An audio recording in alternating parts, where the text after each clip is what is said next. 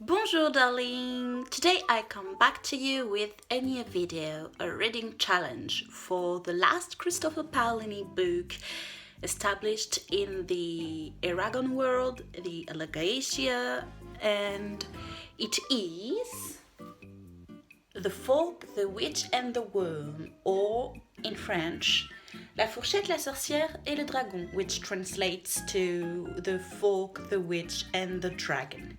Don't ask me why they changed worm for dragon, I don't know. This book is a collection of 3 short stories based on the universe Christopher Paolini created for his saga The Inheritance, L'Héritage. This one is the first book subtitled Aragon. So I guess he will write other short stories based on other characters. I don't know. But I'm really impatient to start and dive again into this world because I greatly appreciate it. Even though a lot of people criticize it for being too criticized the inheritance for being too immature. The author was like 15 when he wrote the first book, so I think it's quite impressive what he's done at such a young age. And I still greatly like the Inheritance Cycle, even though it's not the greatest saga in the world. It's still good books, enjoyable books, in my opinion. I hope I will like those short stories. They are kind of short. The book is written in a really big font, and the first 20 pages are a summary of the Inheritance Cycle, which I don't need. And the last pages are a repertoire for the Old Language, the Dwarf language, and the Urgles language. So I will just go back and forth with it for the words that I don't remember for the Inheritance Cycle. So yeah, not a lot of pages to read, which is why I decided to do a challenge, as I said. I will try and read it in just one go with maybe a stop for eating if I need to, or for going to the toilets, even though I can still read in the toilets. No, yeah, just for eating. So yeah, let's start with the first short story, The Fork. Sorry for the lighting. In our bedroom we just have an orange neon for the light, so since it's getting dark outside, I don't have anything else to use. Anyway, I finished the first short story. I had forgotten how I loved Paolini's writing. Some people consider it too childish, but I don't. I think it's really fluid, really easy to grasp, and really on the point.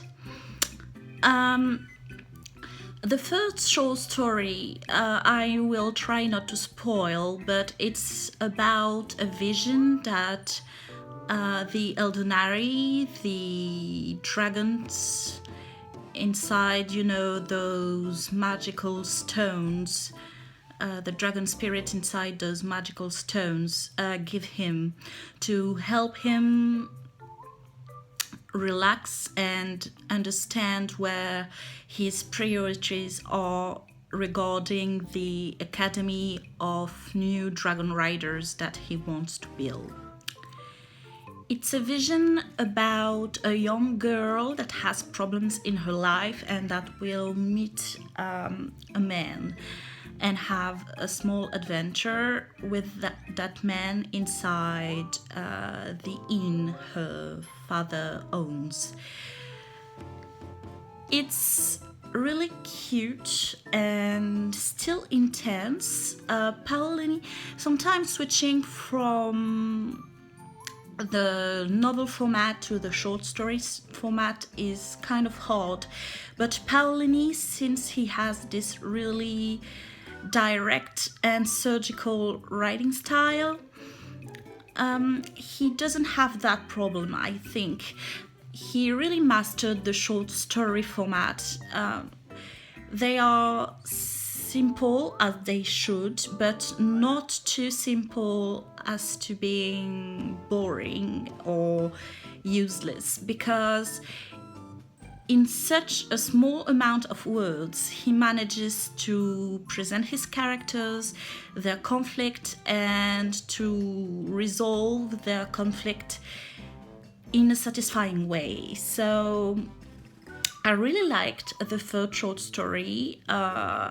The title you understand only at the end, and it's quite clever.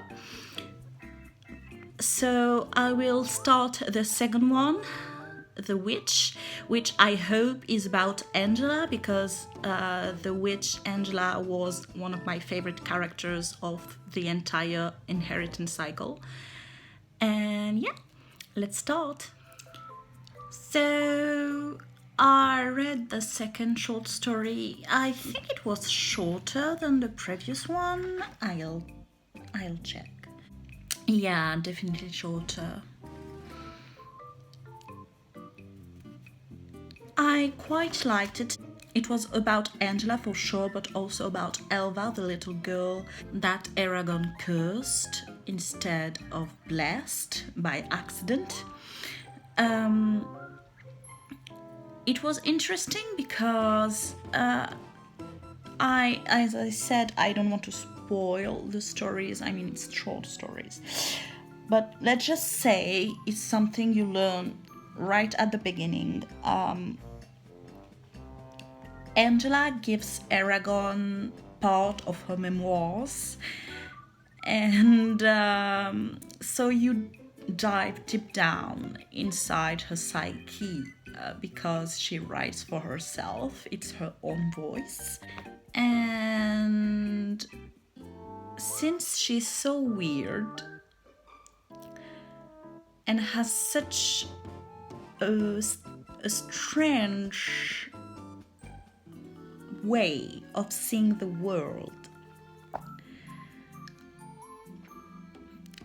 seeing the Alagasia through the lens of her eyes and mind was one of the most surprising and exciting things I've ever done.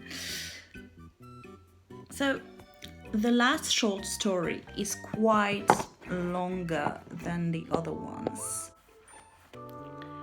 So I'm quite sad that the second one is as short as this, but I'm still satisfied that I read it. I don't think it's pointless because it introduces quite an important thing for Aragon and Elva and Angela. The only thing is that Saphira doesn't play such big of a role in those stories, but the book is titled Legends of Alagasia Book 1 Aragon, and not Aragon and Saphira. But still, they are kind of the same person, since they share their mind, so I thought we would see a little bit more of her. So now I'm going to read the third short story. It will be longer. And I hope I enjoy myself as much as I did reading the first two. I did it. I started around 6:30 p.m. and it is now 8:30 p.m. 8:30 or 8:15, So I read this book in about 2 hours or more, a little bit more, which isn't bad. um, for 3 short stories, it's quite honorable. I read around 200 and I read 262 pages in about 2 hours. But it's not that big of an accomplishment because, as you can see, it's written quite big. And there is a lot of margins, so not that big of a deal. Sorry, my arm is a little bit tired. The last short story, The Worm or The Dragon, Le Dragon en français, in French, is really interesting. It's a story about, yes, a dragon, but mostly about Urgals.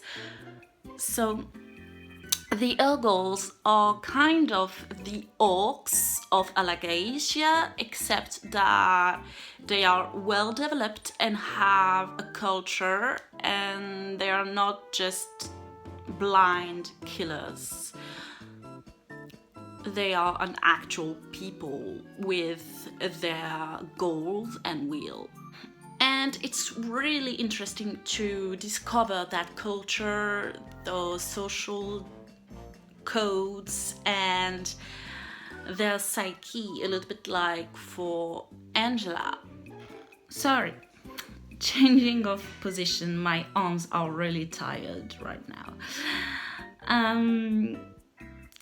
I really liked this last story. It's written in the format of a classical tale. There is a hero.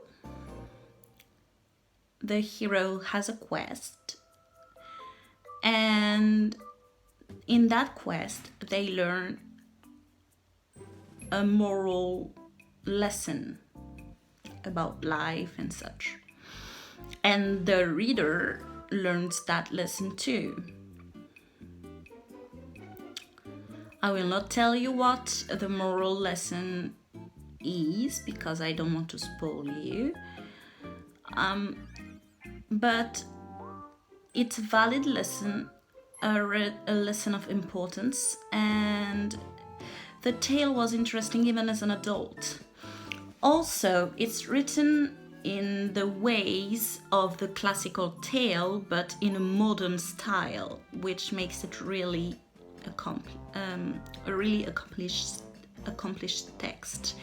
A modern text, but with classical influences that I quite liked. Overall, it was a good book, not a perfect book. I will never give it a 5 stars.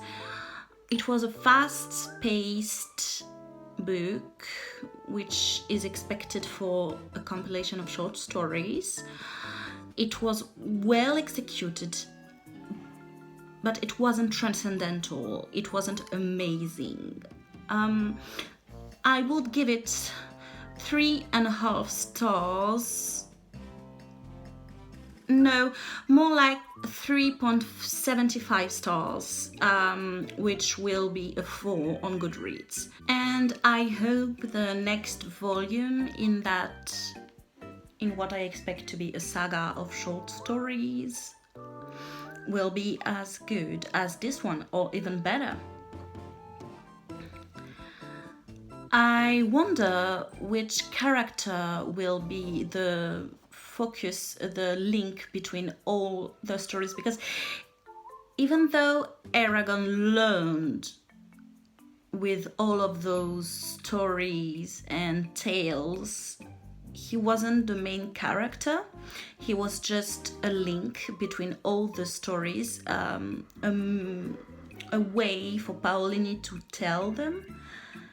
I wonder which character will be that link in the next volumes. I guess we won't know it until quite some time, because Christopher Paolini right now is focused on his sci-fi books or book.